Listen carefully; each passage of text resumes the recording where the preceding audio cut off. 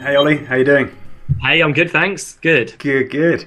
I know that recently you were in Florida giving a presentation at the Super Conference for Dan Kennedy's GKIC, and I haven't actually heard the presentation just yet, so I want to be educated a little bit. But I know that you were talking about increasing conversions and sales by 10x in your business, using some clever strategies and techniques. And even if you've got a really tiny list as well, like a real small list that you haven't yet built up yet, or kind of like if you're currently building, etc. And basically, I just want you to kind of like give me the information and let me know a little bit more about what you were speaking about, and have a good conversation about it. Yeah, cheers, Tom. So, well, first of all, it was an honour for me to talk at the Super Conference. I've been a Dan Kennedy student for many years. In fact, my journey began with GKIC probably over 10 years ago. In fact, 2006 was kind of a turning point for me in our business, because we deployed some Dan Kennedy marketing in our own business. We were very brand orientated at that point, doing a lot of national advertising, and we deployed this direct response stuff, and it just totally transformed the way that we did everything going forward. So I felt kind of humbled to a certain degree, and a privilege really to get up on stage and talk to their community about what we've been doing and what we do now in terms of the agency and how we help people. And one of the questions that I always get is, how do I kind of get the results of the gurus, the big guys, the people with the big lists? And if I haven't got a big list, either how do I grow a list, and obviously how do I convert that list to paying customers, clients, patients, whatever it may be. And the fact is that you don't actually have to have a big list to get big results. And it's a common misconception that actually most businesses don't always need a big list. People always use the term, the money is always in the list. And, that's to some degree that might be true to some businesses. But in our businesses, we've been very effective at converting those people on our list, even in small quantities, to paying customers. And we take people through a process in the way that we do that. So interesting, okay, because I know from my personal experiences, like in this business of the agency that I run, we have a very small list. We have people, actually, I should kind of clarify that. For the actual agency list, it's very small because we don't do that much kind of like direct promotion directly for the agency. But through our training products and our workshops, etc., we pick up a lot of people through that way. And some of them might want to upgrade to full agency as opposed to learning how to do it themselves. So we don't really have that much promotion going on in the agency. A lot of it's through referral, etc. But I'll be really interested to see how you kind of like some of the strategies and techniques that you use to build the agency, because from my standpoint, I know that I can't use, if I'm looking to one day maybe sell the business or at least franchise the business or anything like that, I know that I need to have those revenue streams, or at least those traffic streams, without me being the person, if that makes sense. Like have those like constant clients and customers coming through without having to be my personalities bringing it in. It's the agency doing the job for it. But it doesn't need a huge list. It just needs quality, I suppose. So hopefully you'll talk about that stuff. But just out of interest, like the the Super Conference you were speaking at, what were the audience like there? I mean, were there kind of like those sorts of people were kind of like people that were looking to build their business, or they already have very successful business, or a mix, or? Yeah, I think actually quite broad, predominantly bricks and mortar businesses, Cool. real business owners, and a number of bricks and mortar business owners that actually are looking to move into maybe the information marketing space to create a business within a business. There seem to be quite a few people that were quite interested in doing that. Some people that are at a point where they're looking to scale their business. All of the kind of topics of conversation came out from kind of my time there, just speaking to different people and where they were, what they were looking to get out of the conference, really. But quite broad. Most people, I would say, were fairly educated. I mean, the fact that they were there, it tells you a little bit about them. They understand the principles of direct response and direct marketing, and they know the value of being able to deploy those types of strategies in their business. I have to say, by the way, just a side note, anybody that kind of, doesn't think going to conferences and taking some time out of your business is a good use of your time is very, very much mistaken. In the world that we live in, where there's online courses and membership websites and products being launched, it's always really important to invest into your own education and professional and personal development. I get that, but taking some time out of your business, going and attending these types of events is hugely, hugely valuable. And I know this sounds a bit crazy, and I know that it seems a bit maybe far removed from our audience, but for us it's a big deal. I met a guy over the toaster while I was toasting my bagel who has a chain of clinics over here in the UK. They're looking to do something with their marketing, and they're now employing our services to help them scale their business. So you don't know who you're going to meet, right? And I love the fact that you had to go all the way to Florida to meet someone in the UK. Meet another English person who, it's crazy. But certainly. So kind of this kind of topic, as I mentioned, had been predicated mainly on our own results and what we've done.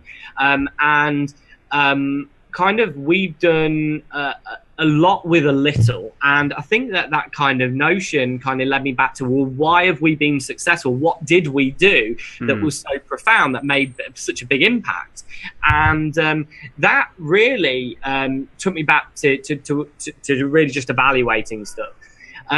Really, the core of what I'm going to talk about is creating a dynamic lead to customer experience. And you don't really hear about that very often, because people often want to talk about the best traffic strategy, or they want to talk about the best conversion strategy, or they want to talk about a tool or an app or something that helps them get more business.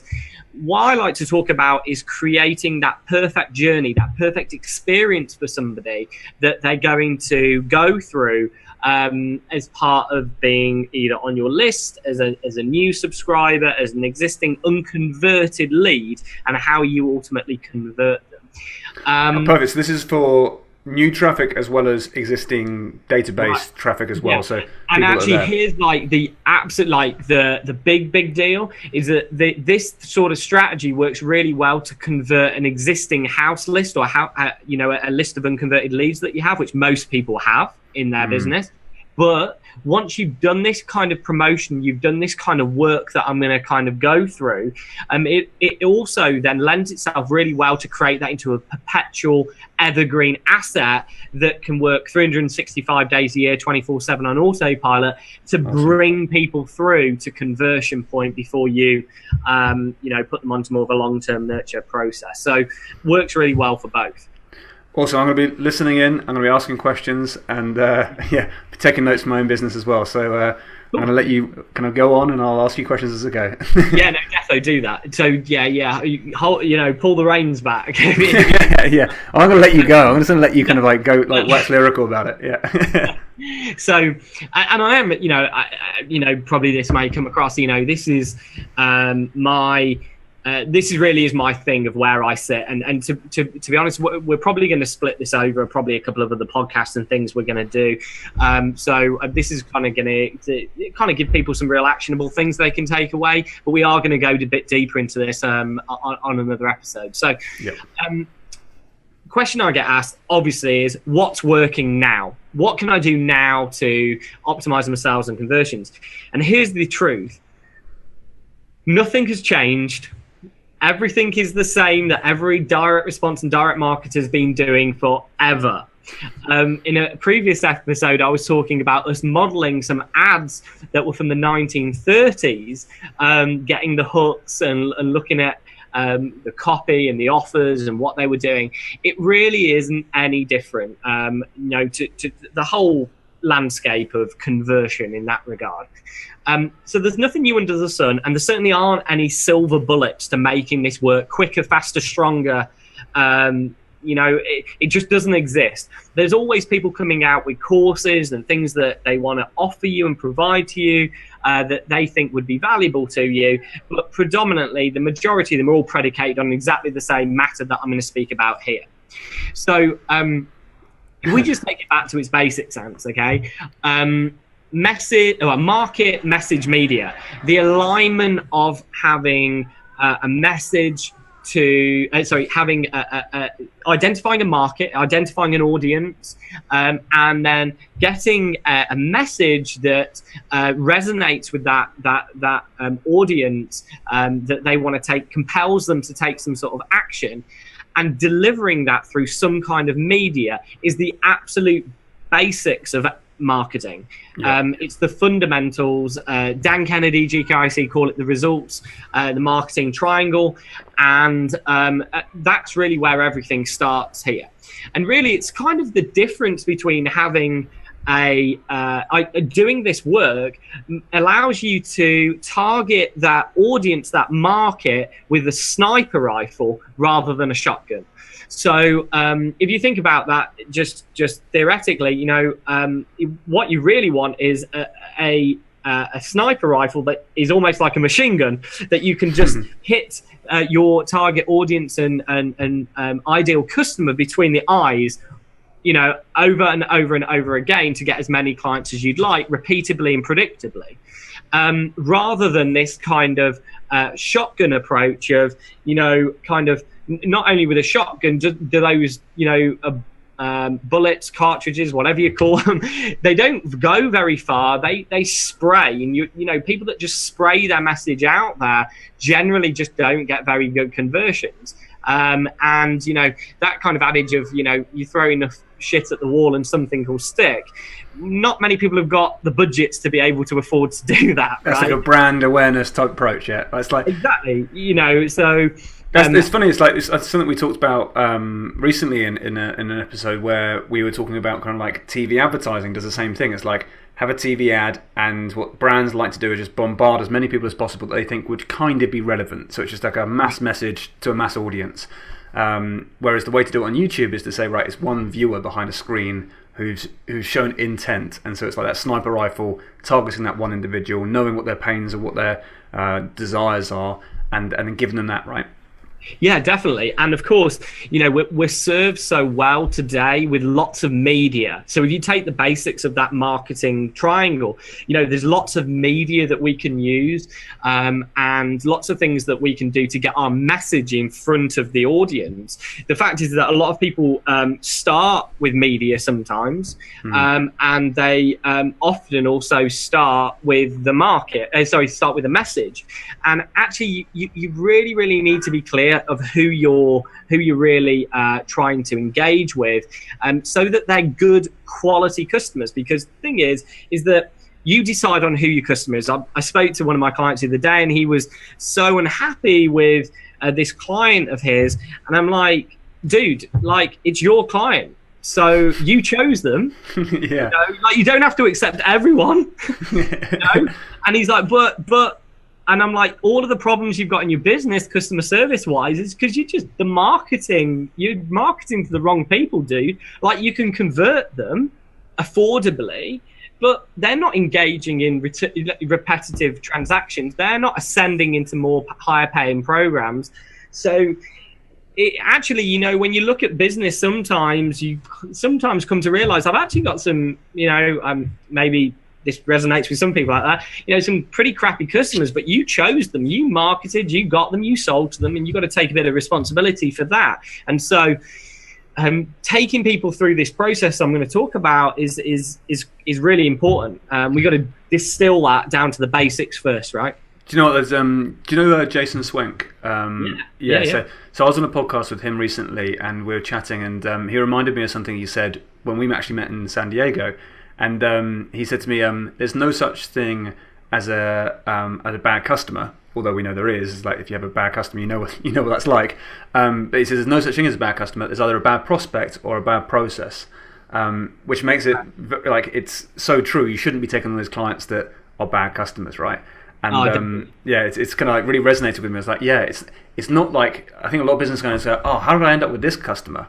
Like, right. It's like you chose to have that customer. Do you know what I mean? So I completely resonate with that. And the truth is that actually what your marketing is supposed to do is, as well as compel people to take action, is also repel people at the same time. Yeah. So you want to create these kind of messages that actually try and push people away intentionally from you because of the fact that they're going to be crappy customers for you, you know?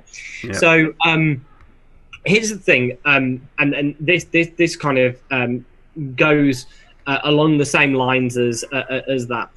If we were having a conversation in the pub, for example, okay, and I've got this promotion, this campaign, whatever it might be, that I want to try and sell to you, the advantage I've got over a face-to-face conversation is that I can pivot and move that conversation based upon what you tell me, what questions I ask, what questions that you answer, but also by your body language, probably by a number of other things that give me some indication whether or not what I'm saying is working or not to try and get you to buy from me. Does that make sense? Of course, yeah. You got the feedback, immediate feedback from somebody.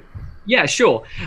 Now, by me probing for answers and getting clarification on different things, it allows me to move the conversation to a place, or move it forward to a place where I can begin to ask for the sale.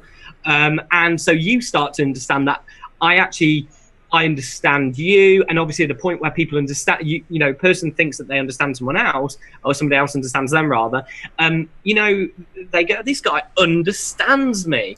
Yeah. Right. You know, that he must, and now if he's offering me this, then that's a good thing for me because I get it and he gets it and he gets me.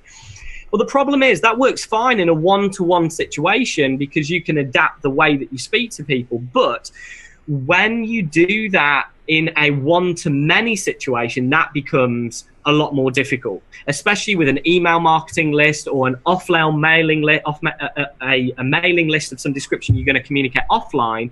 You don't know. You can't be there when that person picks up the mail to change the copy in the headline. Okay.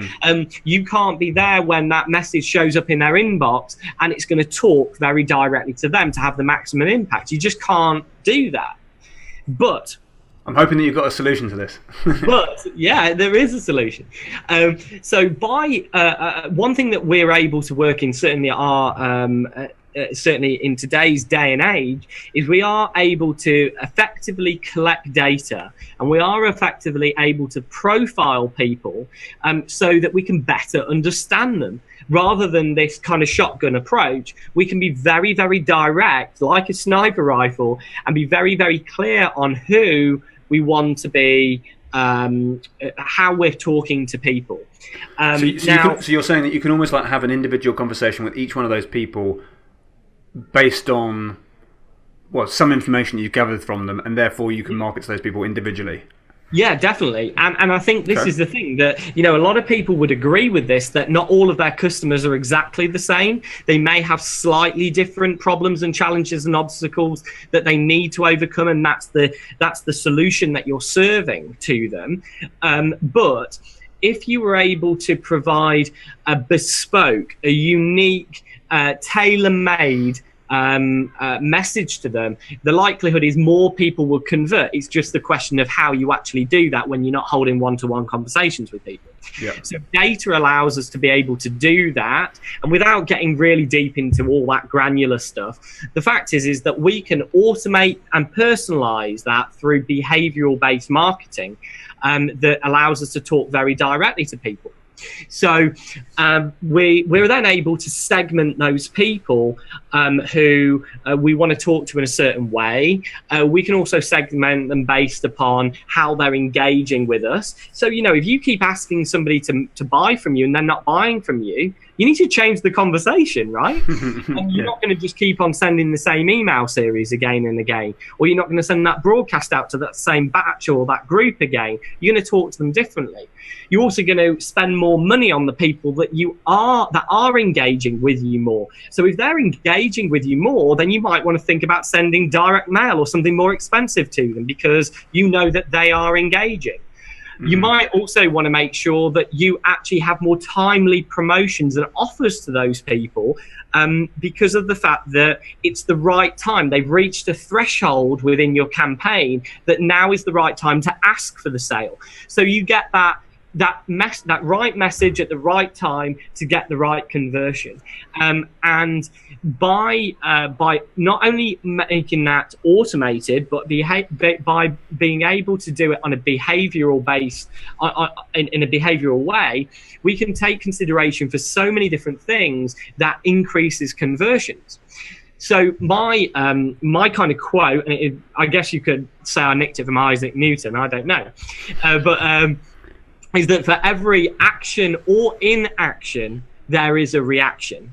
Okay, so it's really about when you're identifying who to talk to very directly, you need to understand what the contingencies are if they don't do what you want them to do. Okay, and that might be because we need to segment them and sort them and move them into some kind of different communication channel. But it's so important that you actually do that. Otherwise, you're going to waste a whole lot of money, and you're missing out, leaving a whole load of money on the table because you haven't got that built into your marketing campaigns. And the truth is, even if you've got a small list, imagine you were able to segment that list, however big it is, into buckets of, let's just say 3 different profiles of people. So I'll give you a very specific example. Can we just back up just for a second? So basically what you're doing is you're saying the conversation you would like to have with the prospects would be like down the pub, because you can change your feedback, right? So you can see what they're saying and you can ask them questions, and because of that conversation there, you're so much more likely to get a conversion, because if you do actually have something of value that's going to help someone, you're basically it's a who can be an effective communicator will get the deal, basically. Right. And what you're saying is like when you're looking at a bigger audience, or it doesn't have to be a big audience, but it's more like an online audience, and you're developing that relationship with the database almost of those people on there.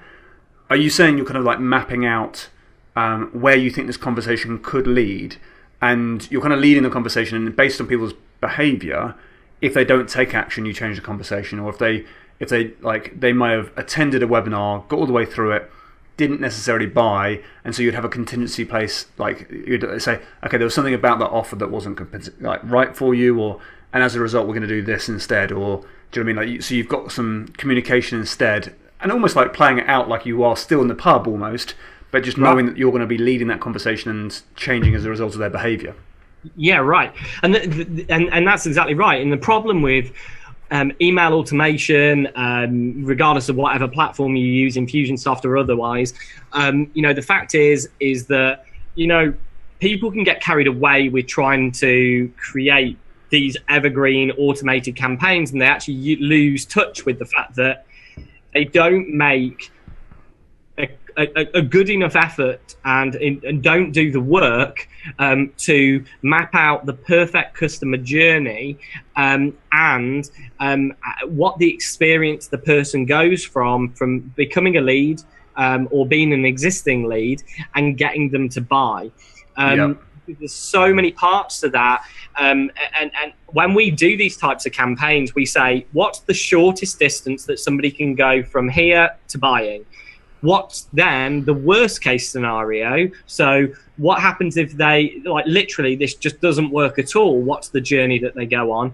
And the bit in between is really the sandwich, is the, how can we sprinkle some behavioral-based marketing to get people to buy by tracking their clicks, video consumption, us asking them some questions about who they are, demographic, psychographic stuff, knowing if the logins to a membership website, how recent and frequent are they at taking actions that we want them to take, lead scoring them, and all these more complicated and granular stuff tells us a lot about somebody that provide profile that we'll end up speaking to very directly and ultimately getting better conversion.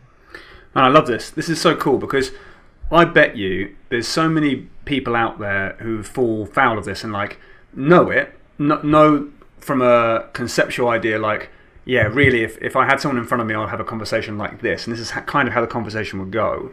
And they go online, and they think, right, there's people who are kind of interested on my database. And now what I'm going to do is I'm going to send 3 bits of good content, maybe in a blog post or maybe a webinar or something like that, and then sell, and then be like, why didn't they buy? Right. And like, I'm left with that confusion.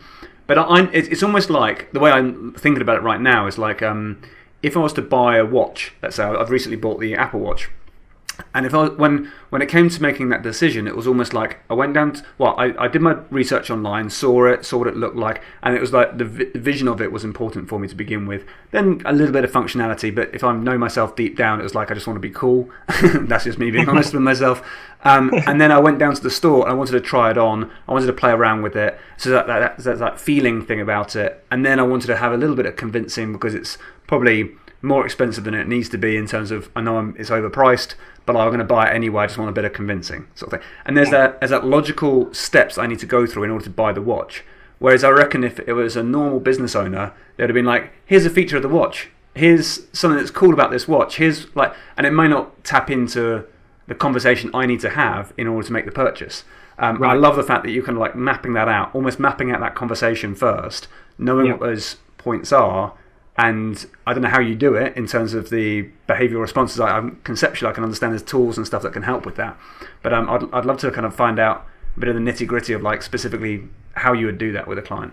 Yeah, sure. I mean, this stuff is really the nuts and bolts of having an effective marketing campaign, and a campaign that ultimately then can serve you really well in the future as an evergreen asset for the business. And that's where most of our we've got an automated webinar campaign we spoke about before.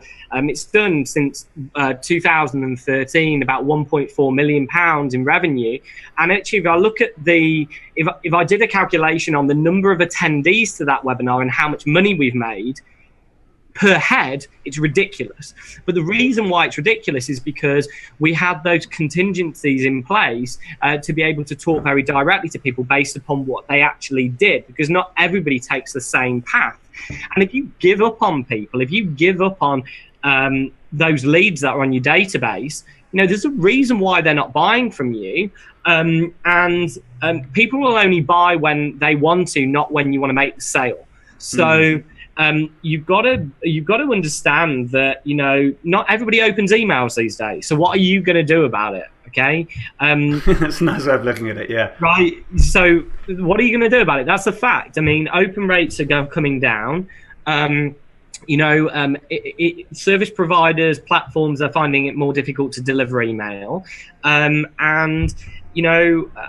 unfortunately, that's the harsh realities of where we are. So regardless of whatever message you're trying to put in front of people, you've got to find ways, mediums of converting them.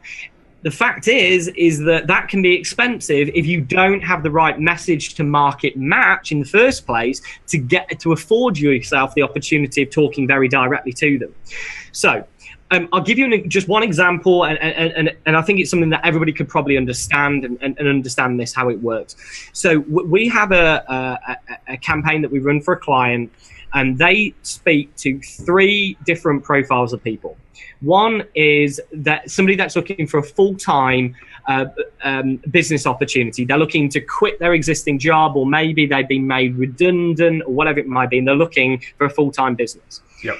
Second is that they're looking for a part-time business. They're looking for a supplementary income that they can run alongside what they already do.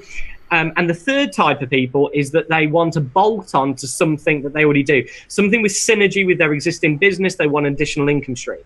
Now, if, like most people, we had an offer, a lead magnet, a self-liquidating offer, a sales page, a sales letter, whatever mechanism we want, a webinar, a video series, it's safe to say that those 3 groups of people, you're going to speak to them completely differently, because they want to understand that you understand them and that you have got something that's going to serve them. Ultimately, the product is the same. The product is exactly the same. It serves them perfectly. But they have got to believe that it is going to do their investment justice. So what we do is, I'm just going to show you this in terms of a sales letter.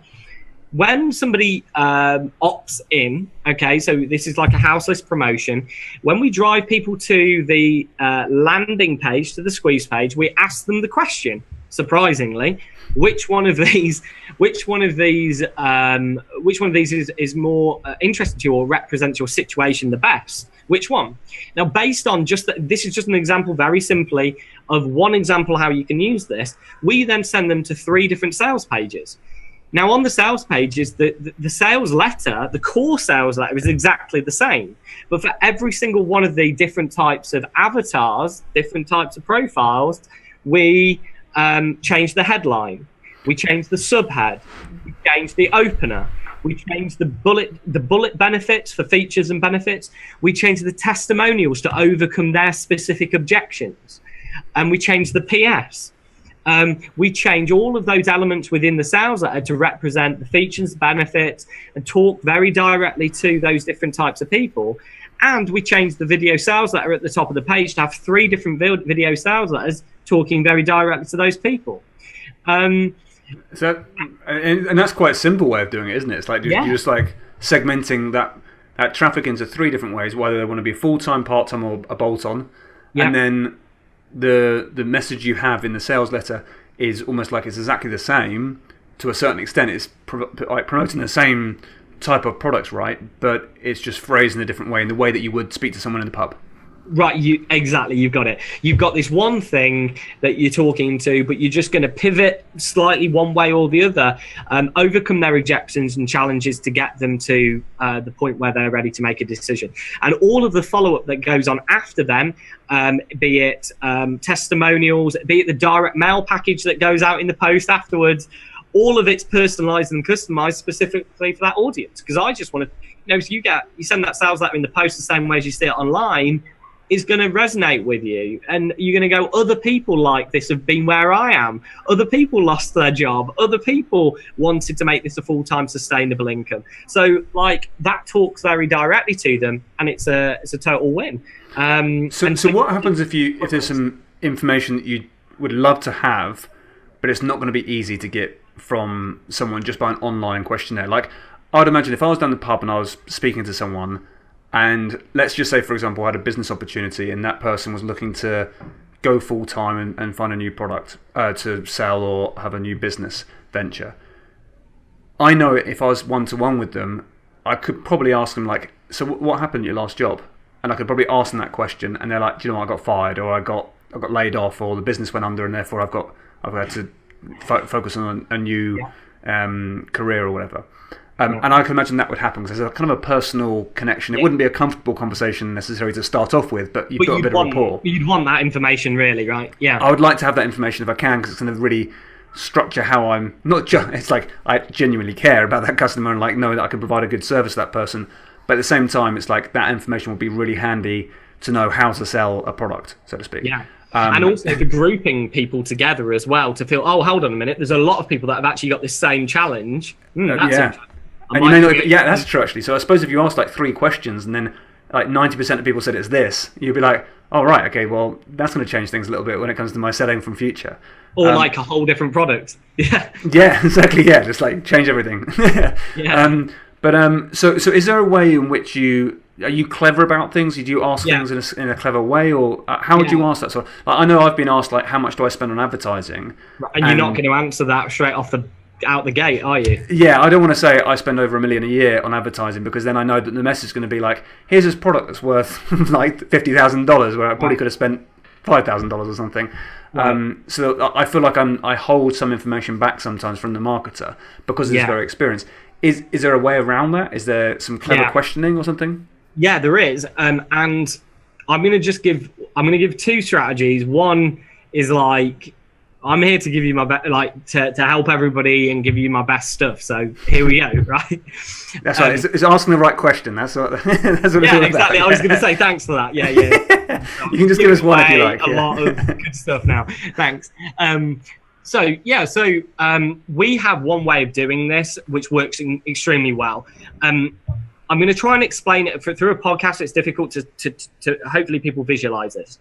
What I want you to visualize is that there is a block of copy maybe a story. Imagine a story, but with pieces missing, blanks in the story. Okay, and there might be 5 or 6 blanks in this block of copy within this story.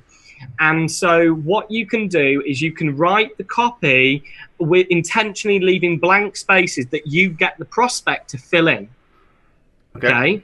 So you can say, hi, my name is blank, Ollie.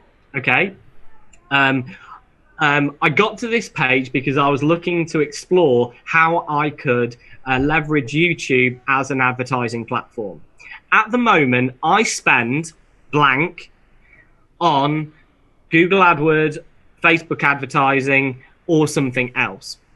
Then you could go into and ask more specific topics about what I'm looking for is an agency that I could spend around blank per month to help me execute these tactics within my business.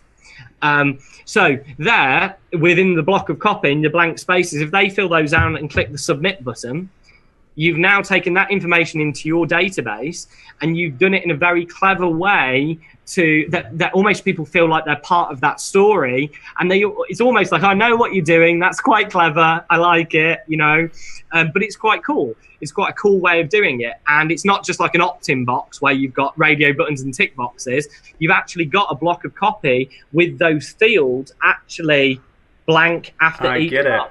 So from a user perspective, you're going to see like a paragraph of text on a page, and instead of answering questions like how much do you spend on advertising, it's almost put into some sort of content where you just fill in the blanks, and you're like, I'm going to click there and say, well, I spend this much. And I tell you what that would make me feel if I was going through it. It'd make me feel like actually this is going to genuinely help the person that's going to read this to find a better product for me, if that makes sense. Which is, I love that. I can see how that would work and how I would respond differently to that than if it was like, here's the question, fill in your answer in this box, because now we're going to market to you slightly differently.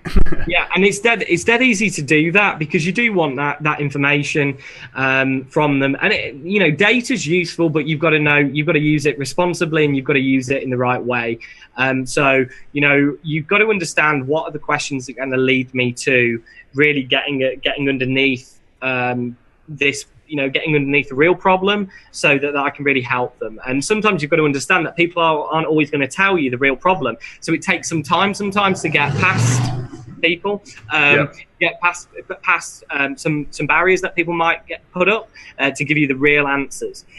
A good way to do that is also part of consumption. So if somebody's watching a video and it's about a specific topic, 50 or 70% way through the video, because especially if it's a long video, 10, 12, 15-minute video, you know that they're engaged because they're still watching it. You can have things now pop up at a specific point to ask them a question. So if we know that they watched a video, mainly a content-based video, you wouldn't do it on a sales video, but on a content-based video that they get so far, you can then have something that says, hey, while you're here, what was the biggest problem that you're trying to solve? What are the 3 biggest problems that you're trying to solve in your business right now? And then the next one would be, how big is your list? Are you an Infusionsoft user? All the stuff that's going to give it away for, is this person somebody that you want to engage and work with? So that works very well. Those are 2 really nice tactics of being able to do that. And there are more, of course, but I think that we can probably save those for another time. Another episode, I love it. I think I can see those strategies working really well. I know that one of the things that we do in the agency, being a cost per acquisition agency, so we only charge when we're getting results for clients, like nothing up front. When we generate a lead for a client or when we generate a customer for a client, we get paid on that front. But it's always like that conversation that has to happen early up front, where it's like, how much are you prepared to pay for a lead? And obviously the client wants to say as low as possible, and we want them to say as high as possible to a certain extent, making sure that we meet in the middle somewhere that everyone's really happy. And normally, 9 times out of 10, clients are really happy with that because it feels like we're working with them as opposed to for them, and it's a different relationship that we have with them, and we're advising them on how to create the videos and all this sort of stuff. So we are invested in their stuff, and we want to get the very best result and everyone want to get paid handsomely. And it was we used to kind of just pose that question of like, what are you prepared to pay for per lead? And that was always like, it became this really long discussion. And so now I just say, look, for the first 4 weeks, you're going to give us all profits, sort of thing. Like, right. It's just like, we're going to be spending our money, so just give us all profits, and there'll be a trust basis to the fact that you're going to tell us what that number is. And if it doesn't work out at the end of 4 weeks, it doesn't work out. It very often does, and it very rarely doesn't. But and then you can always meet in the middle there, because I'll know my numbers, they'll know their numbers, and then we can meet in the middle where everyone's really happy, making a lot of money, and can scale up and optimize from there. But it took a long time for me to kind of work out how to phrase that. And I suppose it's a similar thing what you're doing there. You're kind of like putting it into a paragraph to fill out that makes it feel like, actually, I'm giving you information, but hopefully this information is going to help you serve me better, as opposed to I'm giving you information so you can market to me, like, which is a very different relationship there. And it's a way of just getting the same information but done in an elegant way, which I love. Yeah, and there's not a lot of people that are doing it that way. You can also use that tactic on opt-in forms to increase conversion as well. So you can say, hi, my name is blank, which is for first name.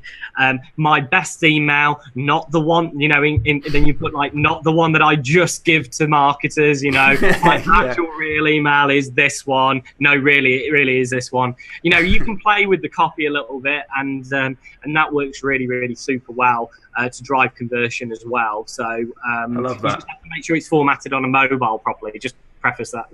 Good point. Yeah, good point. But that's good. And I think in a later episode, I want to dive deeper into the kind of avatars and how we can kind of look at avatars and how you can start creating customer profiles. Man, the content's been awesome, as always when it's with you.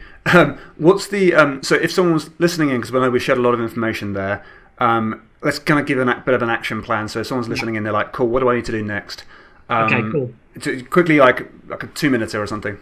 Sure. So first thing is get clear and organize what you want to have happen. So understand where you want to try and get to. Start with the end in mind. Consider what the milestones are that people need to go through to get to you in the shortest distance possible. Okay. Cool. Along that process, you want to collect the right information at each milestone to be able to drive conversion. Okay.